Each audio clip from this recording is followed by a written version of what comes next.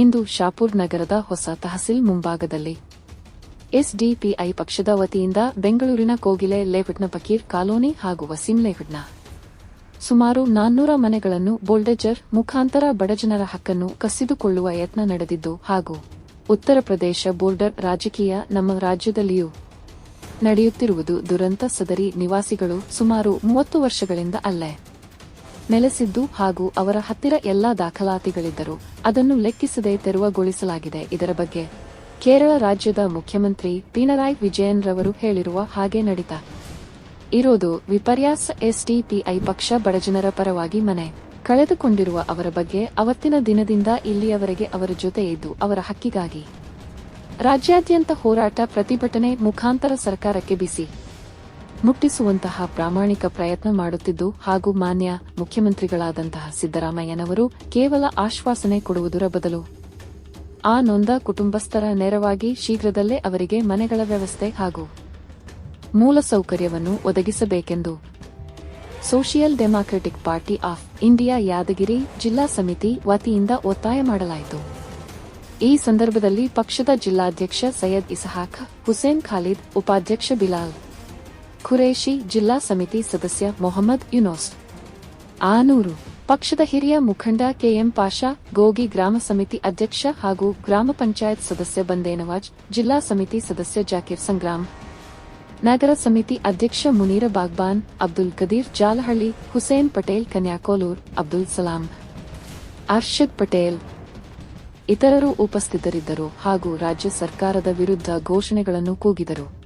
26ನೇ ತಾರೀಕು ಬೆಂಗಳೂರು ನಗರದ ಫಕೀರ್ ಲೇಔಟ್ನಲ್ಲಿ ಬುಲ್ಡೋಜರ್ ಮುಖಾಂತರ ಸುಮಾರು 400 ಮನೆಗಳನ್ನು ಧ್ವಂಸ ಮಾಡಿ ರಾಜ್ಯ ಸರ್ಕಾರ ಹಾಗೂ ಬಿಬಿಎಂಪಿ ಅಧಿಕಾರಿಗಳು, ರಾಜ್ಯ ಸರ್ಕಾರದ ಅಧಿಕಾರಿಗಳು ಹಾಗೂ ಬಿಬಿಎಂಪಿ ಅಧಿಕಾರಿಗಳು ಸೇರಿ ಅಲ್ಲಿರ್ತಕ್ಕಂಥ 400 ಮನೆಗಳನ್ನು ಧ್ವಂಸ ಮಾಡಿ ಸುಮಾರು 3,500ರಿಂದ 4,000 ಜನ ಅವ್ರ ಮನೆಗಳನ್ನು ತೆರವು ಮಾಡಿದ್ದಾರೆ. ಅದು ಅವರಿಗೆ ಮುನ್ಸೂಚನೆ ನೀಡದೆ ಅವರು ಸುಮಾರು 30-35 ವರ್ಷದಿಂದ ಅಲ್ಲೇ ವಾಸಿಸ್ತಾ ಇದ್ರು. ಅವ್ರ ಹತ್ರ ಎಲ್ಲಾ ದಾಖಲಾತಿಗಳಿದ್ದಾವೆ. ಆದ್ರೂ ಕೂಡ ಯಾವುದೇ ಪರಿಶೀಲನೆ ಮಾಡದೆ ಆ ಮನೆಗಳನ್ನೆಲ್ಲ ನೆಲಸಮ ಮಾಡಿ ಬಡವರಿಗೆ ಬಹಳ ಅನ್ಯಾಯ ಆಗಿದೆ. ಆದ್ದರಿಂದ social democratic party of India ಅವತ್ತಿನ ದಿನ ಯಾವತ್ತಿನ ಅವ್ರು ತೆರವು ಏನ್ ಮಾಡ್ತಾ ಇದ್ರು ಅವತ್ತಿನ ದಿನದಿಂದ ಹಿಡ್ಕೊಂಡು ಇಲ್ಲಿಯವರೆಗೆ ರಾಜ್ಯಾದ್ಯಂತ ವಿವಿಧ ಎಲ್ಲಾ ಜಿಲ್ಲೆಗಳಲ್ಲಿ ಕೂಡ ಈ ಪ್ರತಿಭಟನೆ ಮಾಡ್ತಾ ಇದ್ವಿ. ನಾವು ಮುಂಬರೋ ದಿನಗಳಲ್ಲಿ ನಾವು ರಾಜ್ಯ ಸರ್ಕಾರಕ್ಕೆ ಒತ್ತಾಯ ಮಾಡ್ತಾ ಇದೀವಿ. ತಾವೇನ್ ತೆರವು ಮಾಡ್ತಾ ಇದ್ದೀರಿ, ಸರ್ಕಾರದ ಯಾವುದೇ ಆದೇಶ, ಎಲ್ಲಾ ಕಡೆ ಆದೇಶ ಇದೆ. ಸುಮಾರು 10 ವರ್ಷ ಯಾರೇ ವಾಸಿಸ್ತಾ ಇದ್ರೆ ಅಲ್ಲಿ ಆ ಆಸ್ತಿ ಏನಿದೆ ಅಂತಂದ್ರೆ ಅವ್ರ ಹೆಸರಲ್ಲಿ ವರ್ಗಾವಣೆ ಮಾಡ್ಬೇಕಂತ ಹೇಳಿ ಸರ್ಕಾರದ ಆರ್ಡರ್ ಕೂಡ ಇದೆ ಹಾಗೂ ಸುಪ್ರೀಂ ಕೋರ್ಟ್ ನ ಆದೇಶ ಕೂಡ ಇದೆ. ಇದೆಲ್ಲ ಇದ್ರೂ ಕೂಡ 30-35 ವರ್ಷದಿಂದ ಅಲ್ಲೇ ವಾಸಿಸ್ತಕ್ಕಂತ ಜನರ ಮನಿ ತೆರವು ಮಾಡಿ ಇವರು ಯಾವ ಮುಖಾಂತರ ಈ ಆದೇಶ ಹೊರಡಿಸಿದ್ದಾರೆ ಗೊತ್ತಾಗ್ಲಿಲ್ಲ. ಆದ್ದರಿಂದ ಆ ಮನಿಗಳು ಯಾರು ಕಳ್ಕೊಂಡಿದ್ದಾರೆ 300-400 ಜನ, ಅವರಿಗೆ ಸರ್ಕಾರದ ಕಡೆಯಿಂದ ಆದಷ್ಟು ಬೇಗ ಮನಿ ಕೊಡುವಂತದ್ದು ವ್ಯವಸ್ಥೆ ಆಗ್ಬೇಕು. ಕೇವಲ ಹೇಳಿಕೆ ಕೊಡೋದ್ರ ಮುಖಾಂತರ ಇಲ್ಲ. ಅವರಿಗೆ ಅಲ್ಲಿ ಜನರು ಈಗೇನ್ ಬೀದಿಗೆ ಅಲ್ಲೇ ಉಳ್ಕೊಂಡಿದ್ದಾರೆ, ಪರದಿ ಕಟ್ಕೊಂಡೇನು ವಾಸಿಸ್ತಾ ಇದ್ದಾರೆ, ಅವ್ರ ಹತ್ರ ಹೋಗಿ ಯಾರ್ಯಾರ್ದು ಅವ್ರ ದಾಖಲಾತಿ ತಗೊಂಡು ಅವರಿಗೆ ಮನಿ ಯಾರ್ಯಾರ್ದು ಕಳ್ಕೊಂಡಿದ್ದಾರೆ ಅವರಿಗೆ ಮನಿ ಕೊಡುವಂತ ವ್ಯವಸ್ಥೆ ಆಗ್ಬೇಕು. ಕೇವಲ ಅಲ್ಲಿ ಮುಸಲ್ಮಾನರು ಮಾತ್ರ ಇಲ್ಲ, ಅಲ್ಲಿರ್ತಕ್ಕಂಥ ದಲಿತರು ಇದ್ದಾರೆ, ಹಿಂದುಳಿದ ವರ್ಗದವರು ಇದ್ದಾರೆ, ಬಡವರು ಇದ್ದಾರೆ, ಕೂಲಿ ಕಾರ್ಮಿಕರು ಇದ್ದಾರೆ. ಅವರಿಗೆ ಎಲ್ಲರಿಗೂ ಕೂಡ ನ್ಯಾಯ ಕೊಡ್ಬೇಕಂತ ಹೇಳಿ ಈ ಮುಖಾಂತರ ನಾನು ಮನವಿ ಮಾಡಿ.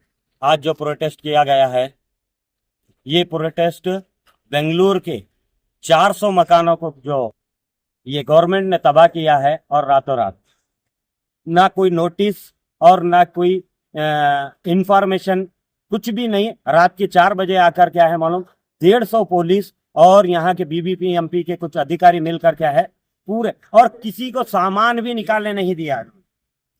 ये इंसानियत के बहुत ही खिलाफ नहीं बल्कि पूरा इंसानियत के खिलाफ ये जो काम किया है गवर्नमेंट ने, इसका हम विरोध भी करते हैं. एसडीपीआई और शुरू से एसडीपीआई ही ने ये लोगों का साथ दिया. वहां पर जाकर रात में हमारे जो लीडर हैं वहां रात से शुरू कर क्या है मालूम अभी तक भी क्या है मालूम ये उन गरीब और मजदूर लोगों के लिए क्या है मालूम काम कर रहे हैं. और ये गवर्नमेंट को हम इस प्रोटेस्ट से ये बताना चाहते हैं, उन लोगों को जब तक इंसाफ नहीं मिलता हम लोग रुकने वाले नहीं.